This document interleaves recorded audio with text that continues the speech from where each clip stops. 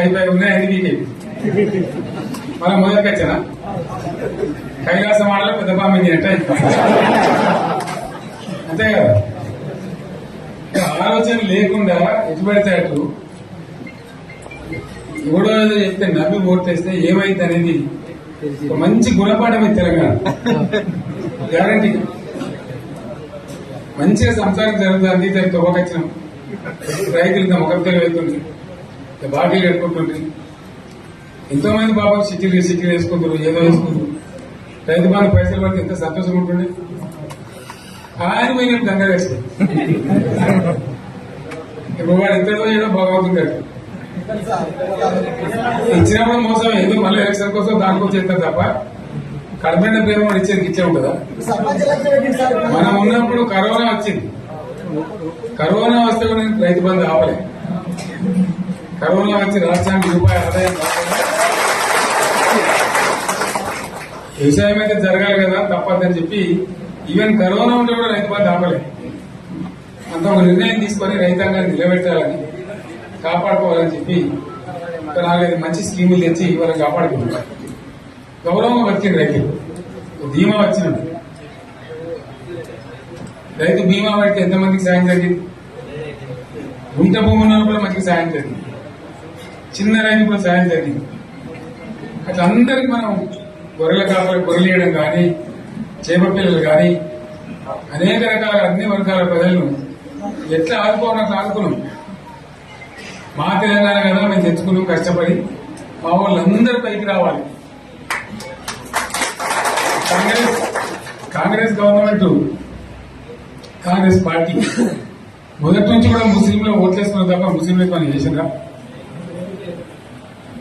ఇమాం మౌజాలకు మన జీతం ఇచ్చిందా? మనం వచ్చాకనే ఫస్ట్ టైం వాళ్ళని గుర్తించి వాళ్ళని గౌరవించుకున్నాం. ముస్లిం మైనారిటీ పిల్లలకు, మన గిరిజన పిల్లలకు, మన ఎస్సీ పిల్లలకు, మన బీసీ పిల్లలకు ఎంత మంచి రెసిడెన్షియల్ స్కూల్ పెట్టుకున్నాం. అందరినీ కూడా ముందు తీసుకుపోవాలి. ఇవాళ మనకన్నా ముందు నాకు బాధ కలిగేది ఏంటంటే చిన్న వర్గాల ప్రజలు కాన్వెంట్ స్కూల్లో చదివించలేదు. వాళ్ళ పిల్లలు కూడా బాగా చదవాలని చెప్పి ఎస్సీలకు, బీసీలకు, గిరిజనులకు, మన మైనార్టీ సోదరులకు గురుకుల పాఠశాల పెట్టారు. అద్భుతమైన చదువు చదువుకున్నారు. ఇవాళ మొత్తం రోజు బడి పిల్లలు విషాహారము, కడుపు నొచ్చుడు, బాధపడు, పువ్వులు అన్నం పెట్టుడు. పిల్లలు వెళ్ళిపోతున్నారు. ఆ స్కూల్లో జిల్లాలకు వెళ్ళిపోతున్నారు. తల్లిదండ్రులు కూడా భయపడి తీసుకుపోతున్నారు. ఏం ఘోరం ఇది నాకు అర్థం కాదు. మళ్ళీ ఇది చేసి కూడా ఇప్పుడు మళ్ళీ అదే కాంగ్రెస్ పార్టీ అంతేనా?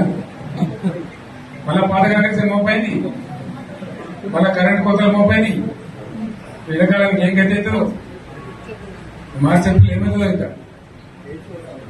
కరెంటు కోతలు మోపైనాయి, మంచినీళ్ళు సరిపోతలేవు, అడిగే నాకులు లేడు. ఎవడన్నా గట్టిగా నిలబడి సెల్ల తీసాడితే వారికి పోలీసులు నిలబట్టేయడం ఇదేనా రాజ్యం? ఇట్లా ఉండదా రాజ్యం?